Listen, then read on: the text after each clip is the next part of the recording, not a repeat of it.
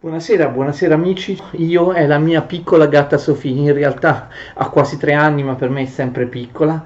Vi diamo il benvenuto. Adesso Sofì deve andare a dormire, vero? La possiamo cedere, ecco, a chi la porta a dormire. Abbiamo visto nella quarta lezione, ricordate come il fascismo abbia distrutto ogni libertà in Italia e abbia instaurato un regime autoritario, se non totalitario, con forti venature nazionaliste è una politica fortemente nazionalistica anche all'interno, nazionalistica anche nell'indottrinamento scolastico, lo vedremo e vedremo con quali altri strumenti. Io non riprenderò tutte le leggi, i provvedimenti, le istituzioni che rendono l'Italia una dittatura. C'è qualcosa che magari potrebbe essermi sfuggito. La scorsa volta vi ricordate che non si vota più se non per le elezioni politiche plebiscitarie con una scheda in cui puoi rispondere solo sì per approvare l'unica lista, la lista del Partito Nazionale Fascista. La prima volta nel 1934 potevi votare sì e no, quasi il 2% vota no, per Mussolini questo è inaccettabile, uno sgarro, quasi il 2% degli italiani si sono permessi di votare no, quindi a partire dalla volta successiva sulla scheda ci sarà soltanto il rettangolino per il sì, non più quello per il no. Ovviamente non si vota neanche più per comuni e province. Vi ricordate che l'abbiamo visto, le regioni non esistevano come enti amministrativi, ma i comuni e le province sì. Una delle riforme della sinistra storica fu proprio quella di far votare i cittadini per i sindaci. I sindaci dei comuni prima del fascismo, come oggi, venivano eletti dai cittadini, i presidenti delle province venivano eletti dai cittadini, invece con Mussolini, con il regime, a partire dal 1926, i sindaci dei comuni vengono nominati dal Ministero dell'Interno, cioè dal regime stesso, da Mussolini stesso, e diventano podestà, vengono imposti dall'alto i podestà. La stessa cosa vale per i presidenti delle province, quindi non si vota più neanche per il sindaco. I podestà spesso sono dei gerarchi importanti del partito fascista e restano in carica anche 10-15 anni. Per esempio a Bari ce n'era uno, Araldo di Crollalanza si chiamava, che è ancora molto popolare tra quelli che si ricordano l'epoca fascista, che rimase molto tempo podestà di Bari. Abbiamo parlato l'altra volta anche dell'economia fascista. L'economia fascista, ve lo ripeto, ha 3 fasi. Dal 22 al 26 i liberali vengono illusi quando ancora Mussolini non ha creato il regime e il ministro De Stefani, liberale, instaura il liberismo economico, ma ben presto, dal 26 al 35, il fascismo mostra il suo vero volto. Ci fu un'inversione totale, invece del liberismo economico, lo statalismo, che chiamiamo anche dirigismo. Lo Stato controlla l'economia, si parla di Stato imprenditore, lo Stato controlla l'economia. Vi ricordate come l'abbiamo visto nella lezione scorsa attraverso le partecipazioni statali, i grandi carrozzoni come l'IRI, come l'IMI e così via, con i manager, presidenti di queste aziende nominati dal fascismo. Quindi una politica statalista, dirigista. Poi abbiamo visto dal 1936 in poi si trasformerà questa economia in un'economia autarchica. Autarchia significa autosufficienza. L'Italia doveva produrre al proprio interno tutto ciò che serviva per non dipendere da paesi stranieri, non importare, ma produrre tutto ciò che serve, essere autosufficienti, essere autonomi in economia. L'autarchia ovviamente è la conseguenza di uno spinto nazionalismo. L'autarchia fu un disastro. Un paese come l'Italia, che per forza doveva importare perlomeno ferro, carbone, le materie prime e così via. Allora lo statalismo, il dirigismo vedono l'affacciarsi di una nuova teoria economica che il fascismo porta avanti, che si chiama corporativismo. L'economia corporativa. Il fascismo, vi ricordate, prima era uno statalismo di sinistra alle origini, adesso è diventato uno statalismo, diciamo così, di destra autoritario. Si vanta di aver inventato qualcosa di storico, una terza via tra capitalismo e comunismo.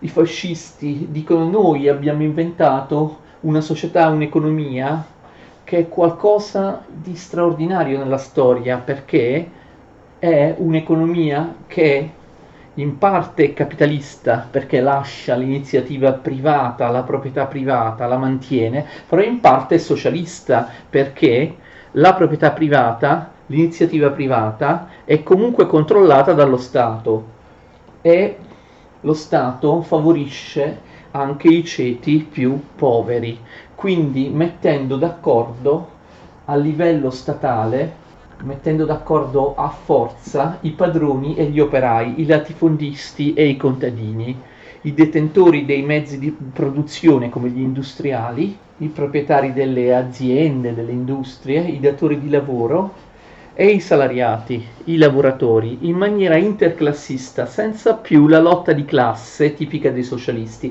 Quindi il corporativismo accetta la proprietà privata, accetta il mercato, però in realtà il mercato è fortemente controllato dallo Stato affinché abbia anche una funzione sociale per i più poveri, almeno così dicevano i fascisti. Le lotte tra i datori di lavoro e i lavoratori non vengono più lasciate allo scontro e all'intesa tra datori di lavoro e sindacati, ma vengono questi accordi fatti all'interno dello Stato, all'interno dell'economia corporativa. Si creano le corporazioni. Cosa sono? Vi ricordate come abbiamo parlato quando abbiamo parlato delle gilde medievali, delle arti all'interno dei comuni? Nel 300, nel 400, ricordate, Dante era iscritto alla corporazione degli speziali dei farmacisti a Firenze. Viene riesumato questo termine medievale, corporazioni, le corporazioni. Ricordate che le corporazioni sono delle associazioni di lavoro verticali. In ogni corporazione, anche nel Medioevo era così, vengono inseriti tutti quelli che svolgono lo stesso lavoro, o meglio si occupano dello stesso settore, sia i padroni, sia i salariati, sia i datori di lavoro, sia quelli che vengono assunti al servizio dei datori di lavoro in cambio di un salario. Nella corporazione, per esempio dei tessili, ci sono sia i proprietari delle industrie tessili, sia i poveri lavoratori che in cambio di un salario lavorano per le industrie tessili. In ogni corporazione ci sono tutti coloro che si occupano di un singolo ambito, indipendentemente dalla loro classe. Gli industriali del ferro, per esempio, fanno parte della corporazione del ferro, sia i padroni sia quelli che lavorano come manager nelle industrie di ferro, ma anche i singoli lavoratori salariati nell'industria del ferro a livello più basso. Ogni corporazione ha all'interno sia i padroni sia i lavoratori, sia i capitalisti sia i lavoratori. L'idea del fascismo è che bisogna trovare degli accordi che facciano sia l'interesse dei capitalisti sia l'interesse dei lavoratori. Quindi un po' capitalismo, un po' socialismo, una terza via che prende quello che c'è di buono nel capitalismo e del comunismo e lo fonde nel corporativismo. Questa sarebbe la grandissima invenzione dei fascisti in economia per gestire il lavoro. Ora, è inutile trattenersi troppo sulle corporazioni, erano 22, c'era il Ministero delle Corporazioni, addirittura nel 1939 il Senato, che non faceva granché, ormai era diventato inutile, non aveva più alcun potere nel regime, il Senato fu trasformato in Camera dei fasci e delle corporazioni, cioè i senatori erano i rappresentanti delle varie corporazioni. Questo sistema corporativo non funzionò mai. Le principali leggi sul lavoro, sui salari, le leggi sul lavoro di ogni tipo furono sempre approvate al di fuori del regime corporativo. Le approvava il governo, i ministri Mussolini, senza in realtà consultare le corporazioni. Queste corporazioni erano soltanto delle associazioni così fittizie che facevano bella mostra, esistevano solo sulla carta, non hanno mai avuto un reale ruolo nel gestire i rapporti di lavoro, i salari, gli orari di lavoro, le condizioni di lavoro, eccetera, eccetera. Vi ho già detto l'altra volta che la Carta del lavoro, l'ho già citata, di fatto dà ragione, favorisce sempre i padroni. Vi ho detto altre volte che il fascismo approva leggi apposite per ridurre per legge i salari dei contadini, per ridurre per legge i salari degli operai, come faceva comodo ai padroni. Queste riduzioni per legge dei salari non furono approvate dalle corporazioni, furono approvate dal fascismo stesso, cioè dal governo fascista. Il diritto di sciopero continuò a non esistere, quindi qualcuno di voi ha già capito questa idea a metà strada tra capitalismo e socialismo, la terza via, il corporativismo, era in realtà una scatola vuota dietro la quale o dentro la quale prosperavano soltanto i diritti e gli interessi dei capitalisti. È assolutamente così, il corporativismo favorì sempre gli interessi dei padroni e la politica, attenzione, non fatevi ingannare su questo punto, la politica del fascismo sarà sempre a favore dei padroni, a favore degli industriali e dei grandi agrari del sud, a favore dei proprietari delle fabbriche, non certo dei lavoratori delle fabbriche.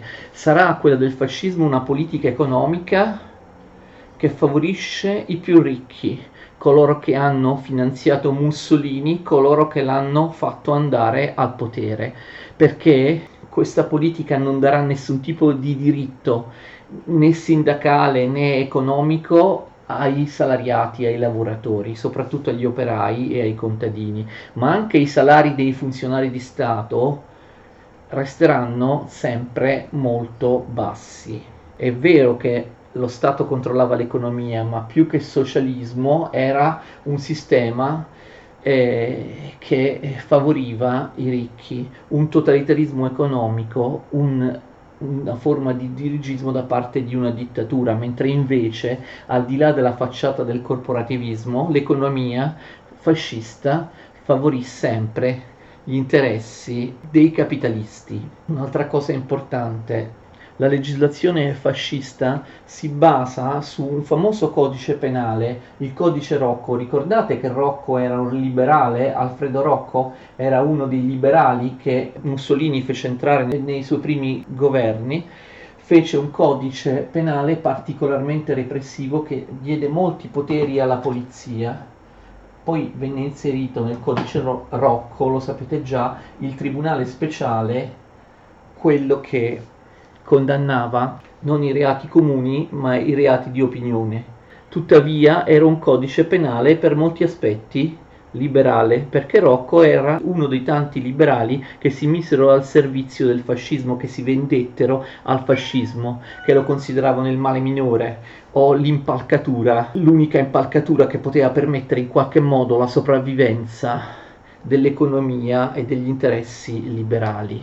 Il codice Rocco poi non fu abolito con la Repubblica Democratica o con la Costituente. La Costituente non abolì il codice Rocco è alla base del codice che noi abbiamo ancora. Certo, molte leggi repressive, antiquate, dittatoriali, discriminatorie sono state abolite dal codice Rocco, ma la Repubblica Democratica dopo la seconda guerra mondiale non ha fatto nessun altro codice penale. Noi ci siamo tenuti per decenni il codice Rocco e alcune cose scandalose del codice Rocco, per esempio il matrimonio riparatore oppure il delitto d'onore.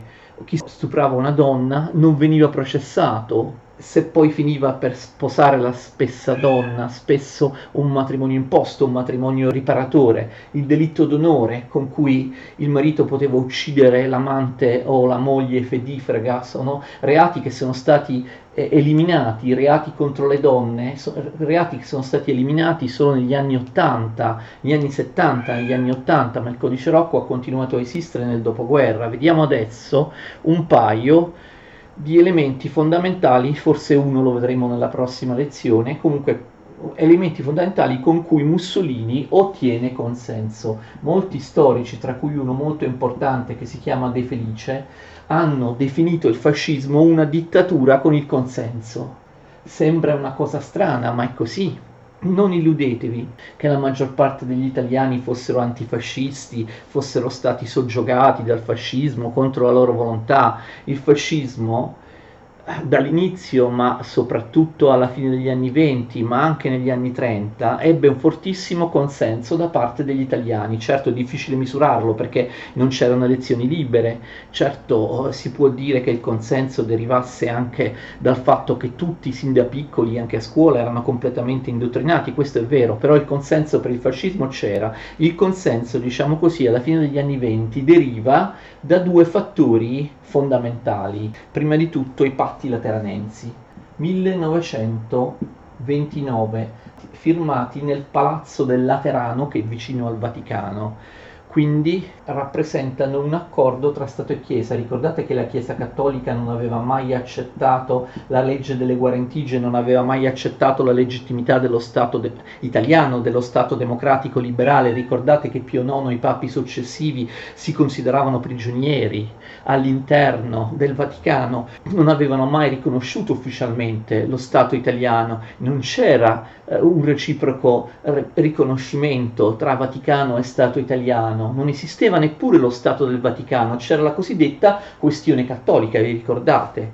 Quello che i vari papi non vollero fare con i governi liberali democratici lo fecero poi con Mussolini. Fecero un accordo in cui l'Italia e il Papa, il Vaticano, la Chiesa Cattolica si riconobbero reciprocamente, si accettarono attraverso un trattato che è un vero e proprio trattato internazionale istituito nel 1929. Il Vaticano inizia a esistere come uno Stato straniero. I patti lateranensi avvicinarono moltissimo il fascismo alla Chiesa. Ricordate che parte della Chiesa e il Papa Pio XI erano già favorevoli al fascismo, ma il fatto che il fascismo riesca a trovare l'accordo con la Chiesa, cosa che la sinistra storica e Giolitti non erano mai riusciti a fare, diede un enorme consenso al fascismo. Siccome i patti lateranensi, adesso vedremo, sono tutti a favore della Chiesa cattolica, che ottiene immensi privilegi che ancora adesso esistono in parte, fecero sì che le masse cattoliche, il popolo cattolico, spesso erano semplici contadini, analfabeti, portarono sempre più consenso al regime mussoliniano. Mussolini si era accordato col Papa, con la Chiesa, e quindi era un riconoscimento che portò a Mussolini fedeltà da parte del mondo cattolico. Attenzione, i patti lateranensi spesso vengono chiamati anche concordato, non è proprio preciso perché i patti lateranensi si dividono in tre, il concordato è soltanto una di queste tre parti dei patti lateranensi, vengono firmati nel 1929 da Mussolini e dal cardinale Gasparri.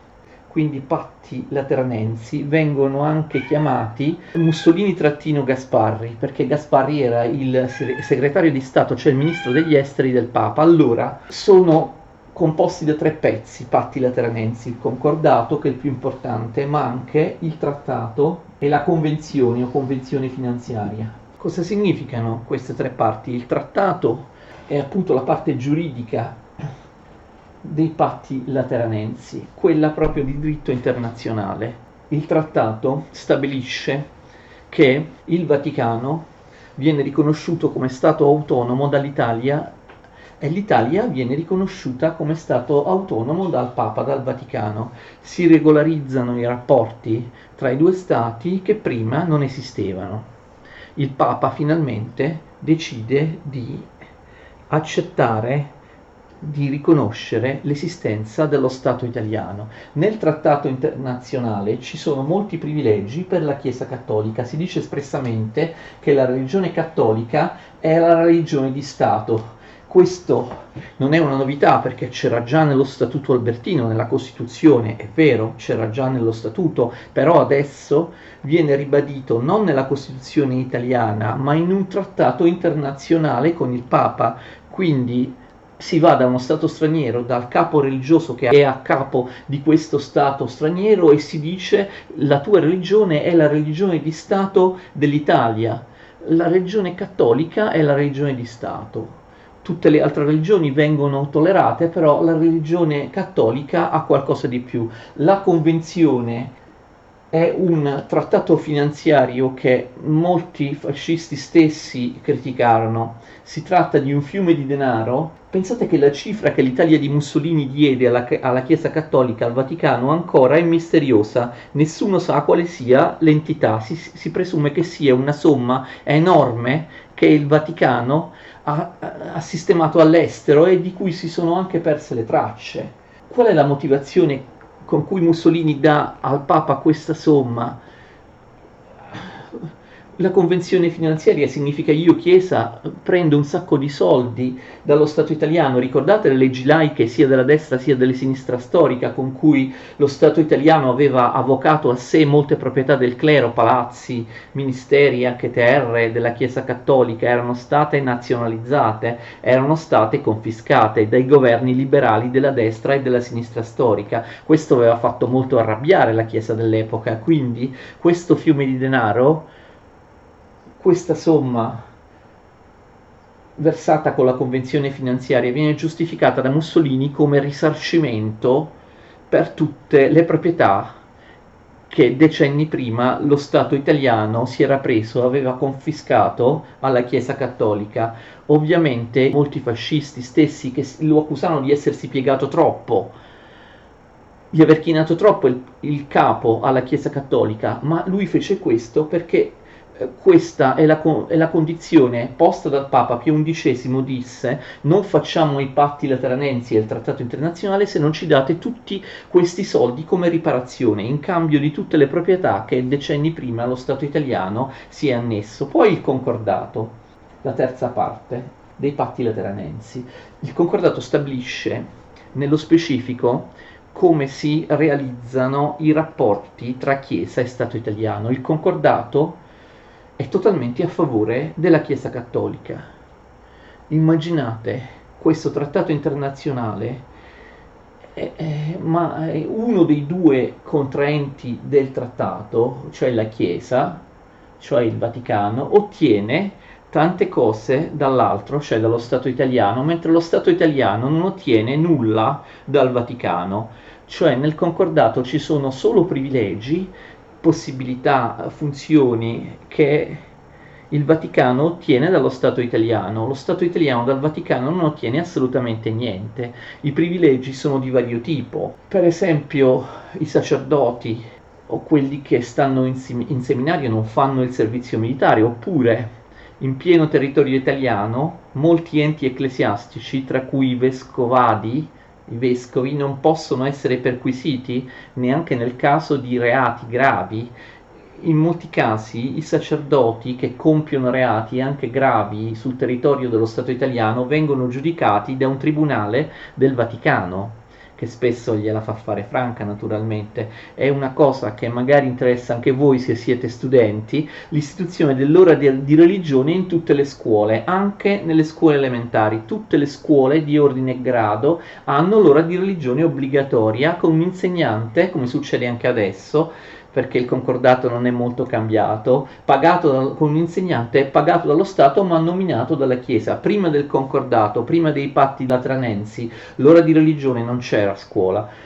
È tutta un'altra serie di privilegi, anche finanziari, economici, giuridici, di vario tipo. Questi patti lateranensi, totalmente a favore della Chiesa, danno ovviamente a Mussolini il consenso, l'appoggio delle masse cattoliche, molto importante per Mussolini.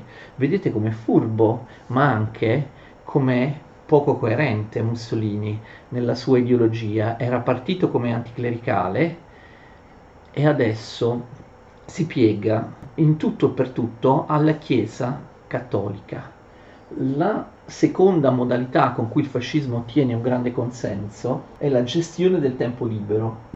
Il tempo libero degli italiani viene occupato a forza dal fascismo, che organizza tante cose, anche ludiche, divertimento, lo vedremo, attraverso associazioni controllate dal partito fascista, che piacciono molto agli italiani, che si divertono e così via. Questo però implica anche una militarizzazione del tempo libero e ovviamente lo sfruttamento del tempo libero per indottrinare gli italiani. Però questo agli italiani piace, infatti al fascismo porta molto consenso. Gli italiani impoveriti possono acquistare poche merci, hanno dei salari molto bassi, però ottengono qualcosa dallo Stato, ottengono una ricreazione dallo Stato, ottengono di poter fare sport, di poter fare, come vedremo, ne parliamo nella prossima lezione della gestione del tempo libero, ottengono dallo Stato, dal regime, tanto divertimento e sport, così ve lo vedremo, e sono contenti. Quindi capite che questa gestione del tempo libero naturalmente è funzionale all'indottrinamento e alla propaganda del regime, ma vi faccio notare è un'ulteriore espressione dello statalismo del regime. Molte cose che gli italiani fanno, come gite culturali, come sport, come associazionismo, vengono loro concesse dallo Stato, vengono loro concesse dall'alto, quindi è un'ulteriore forma questa di statalismo, di Stato etico, di Stato interventista. Lo Stato mussoliniano è talmente dirigista, è talmente statalista, è talmente interventista che interviene anche nella vita privata, negli hobby, nel divertimento, nel tempo libero degli italiani. Ora, io dedicherò all'indottrinamento, attenzione, alla propaganda fascista tutta la prossima lezione, quindi parleremo della gestione, dell'organizzazione e anche della militarizzazione del tempo libero nella prossima lezione, perché appunto la gestione del tempo libero è una parte dell'indottrinamento e delle modalità di indottrinamento e di propaganda da parte del regime. Possiamo dire qualcos'altro, forse sul concordato, sul rapporto con la Chiesa. Mussolini sembra aver dimenticato la sua origine di ateo, socialista, anticlericale, bestemmiatore. Qualcosa rimane. Pensate, vi dico qualche curiosità, pensate che Mussolini non voleva farsi fotografare con preti o suore, tant'è vero che non esiste quasi nessuna foto di Mussolini insieme a un prete, a una suora, a un ecclesiastico, e pensava che portasse sfortuna. Lo so che sembra molto strano, forse magari non era proprio vero che pensava che Mussolini pensasse che portasse sfortuna, però Mussolini non voleva essere accomunato in occasioni ufficiali né registrato all'interno delle fotografie con ecclesiastici. E d'altra parte però Mussolini scrisse di proprio pugno l'articolo su San Gennaro all'interno dell'enciclopedia fascista La Treccani, scrisse l'articolo su San Gennaro e questo articolo accreditava la veridicità del miracolo. Mussolini scrisse che il miracolo di San Gennaro era qualcosa di vero e così via.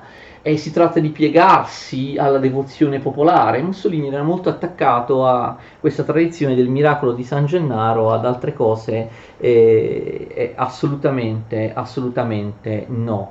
E tra l'altro il concordato, attenzione, fu anche violato e infatti il Papa Pio XI, oppure anche, attenzione, il Papa successivo che noi non abbiamo nominato, che viene eletto proprio alla vigilia della Seconda Guerra Mondiale, il 2 marzo 1939, Pio XII, sia l'uno sia l'altro Papa protestarono vivacemente per la violazione del concordato. In che senso? Mussolini firma il concordato, però poi si prende anche, diciamo, il gusto di violarlo, di non rispettarlo, esattamente come fece Hitler. Magari ne parleremo anche nelle lezioni sul nazismo, perché la Chiesa Cattolica, molti non lo sanno, dopo aver firmato il concordato con il fascismo, firmò anche il concordato con il nazismo, il concordato con Hitler.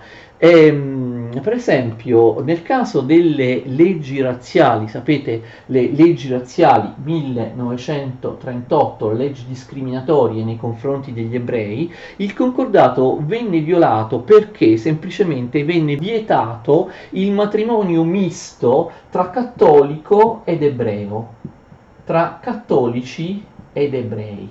Questo ovviamente era ciò che aveva fatto anche Hitler in Germania ed era un frutto dell'antisemitismo razziale. Però attenzione, questa è una violazione del concordato, perché quegli ebrei che non sono di religione ebraica ma sono cattolici, magari si sono convertiti al cristianesimo o al cattolicesimo, dal punto di vista della Chiesa cattolica avrebbero potuto sposarsi tranquillamente con un cattolico o con una cattolica, perché dal punto di vista della Chiesa cattolica contava solo la religione.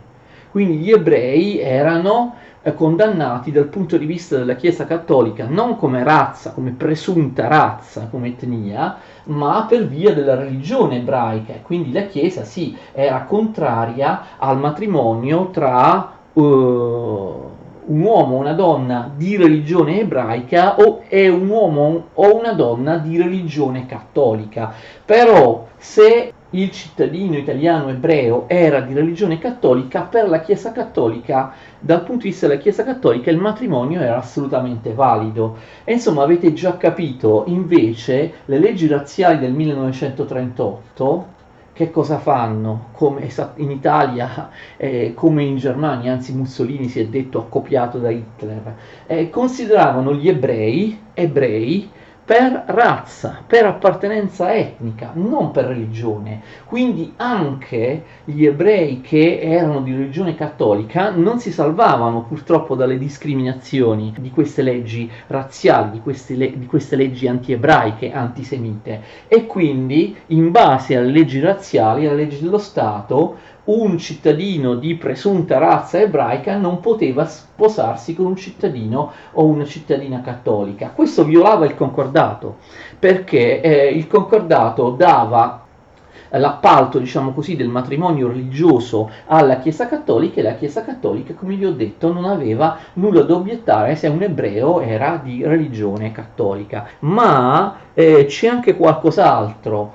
Mussolini perseguitò, vietò molte manifestazioni dell'Azione Cattolica per poi alla fine scioglierla, anche se l'Azione Cattolica poi in realtà non si sciolse mai realmente. L'Azione Cattolica ovviamente era la principale associazione della Chiesa Cattolica e in base al concordato avrebbe potuto agire liberamente. Però Mussolini, lo vedremo alla prossima lezione, come abbiamo anticipato, si occupò il tempo libero degli italiani e lo irreggimentò a cura di associazioni fasciste.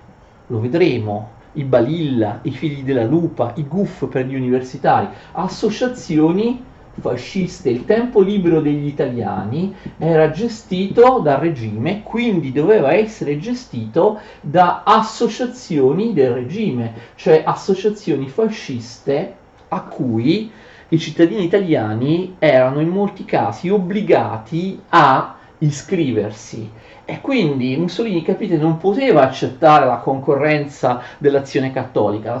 L'Azione Cattolica era un'associazione, un gruppo che poteva educare i bambini, i ragazzi, in generale i cittadini italiani, in base a principi che potevano confliggere con il fascismo. Quindi l'Azione Cattolica chiaramente poteva far concorrenza ai Balilla, ai Figli della Lupa, alle Giovani Italiane, insomma alle associazioni fasciste. L'Azione Cattolica era un gruppo che pericolosamente agiva e istruiva e educava gli italiani, soprattutto i più giovani, al di fuori dell'associazionismo fascista, e quindi l'Azione Cattolica fu perseguitata. Qualcosa del vecchio anticlericalismo forse rimane in Mussolini, perché Mussolini dà molti privilegi alla Chiesa Cattolica, però non può assolutamente accettare che la Chiesa Cattolica, per esempio con associazioni come l'Azione Cattolica, si mettano in concorrenza con l'educazione dei giovani, che deve, secondo Mussolini ovviamente, diventare l'educazione dei giovani un indottrinamento da parte del regime fascista. C'è da dire che la Chiesa Cattolica fu sempre molto benevola con il fascismo. Voi pensate che il Papa, è proprio, ho detto Pio XI, ma poi anche Pio XII, abbia mai protestato, per esempio, contro le leggi razziali, oppure contro l'alleanza tra Mussolini e Hitler, oppure abbia detto qualcosa contro il nazismo, visto che appunto a partire dal 1936 l'Italia si era alleata con la Germania di Hitler, e quindi il nazismo era nostro alleato. Pio XII fu ancora più benevolo e ancora più connivente, purtroppo, con il fascismo del suo predecessore Pio XI. Pio XI aveva preparato un'enciclica di condanna del nazismo che si chiamava Con grande ansia. Pio XI morì, Pio XII fu eletto, ve l'ho detto, Pio XII fu eletto il 2 marzo del 1939, proprio alla vigilia, pochi mesi prima dello scoppio della seconda guerra mondiale. Sapete cosa fece Pio XII? Pio XII impedì che l'enciclica contro il nazismo del predecessore fosse pubblicata, la bloccò. Pio XII era un simpatizzante del nazismo, anche perché era stato lungamente in Germania, era stato nunzio apostolico in Germania. Pio XII non disse mai una parola contro il razzismo, contro l'antisemitismo di Hitler o di Mussolini, non condannò le leggi razziali, le leggi antisemite, e non disse assolutamente niente, anche durante la seconda guerra mondiale non disse niente sui campi di concentramento, che lui sapeva benissimo esistere, non disse niente anche quando la comunità romana e le altre comunità ebraiche italiane furono rastrellate dalle autorità italiane o dalle SS, e gli ebrei italiani mandati a morire nei campi di concentramento in Germania e nei territori occupati della Germania. Pio XII non disse assolutamente niente, non pronunciò neanche una parola di biasimo contro il nazismo e contro quello che il nazismo stava facendo, anche per gli aspetti più orribili, più tragici, oppure contro il fascismo che stava collaborando, alleato al nazismo. C'è tuttora una polemica su Pio XII che la Chiesa Cattolica vorrebbe elevare a santo, e molti, soprattutto nella comunità ebraica, ma non solo, hanno messo in evidenza come Pio XII non abbia mai detto nulla contro il nazismo, anche gli aspetti più aberranti del nazismo. Non avrebbe potuto cambiare niente, non avrebbe potuto cambiare la storia, chissà, il 50% dei nazisti o anche delle SS erano cattolici, non erano tutti protestanti.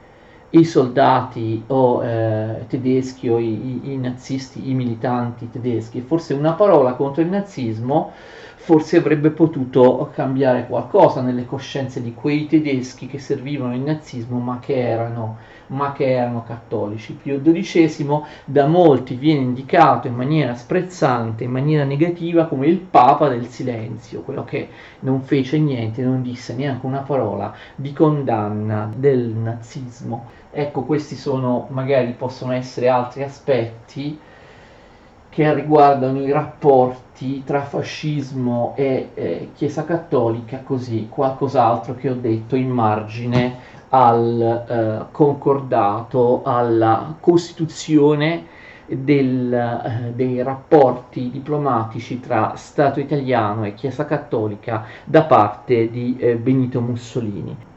vedremo nella prossima video lezione il secondo grande strumento con cui Mussolini ottenne enorme consenso. Il primo l'abbiamo visto ora, i patti lateranensi, l'accordo con la Chiesa, con i cattolici. Il secondo, come abbiamo detto, è la gestione del tempo libero che tanto piacque agli italiani. La gestione del tempo libero, ripeto, sarà trattata da me nella prossima video lezione all'interno dell'argomento più generale propaganda e indottrinamento, perché ormai non c'è più tempo per farlo ora, questa lezione è durata molto a lungo, quindi continuate a seguirmi, continuate a seguire le mie video lezioni sul fascismo in Italia. Arrivederci.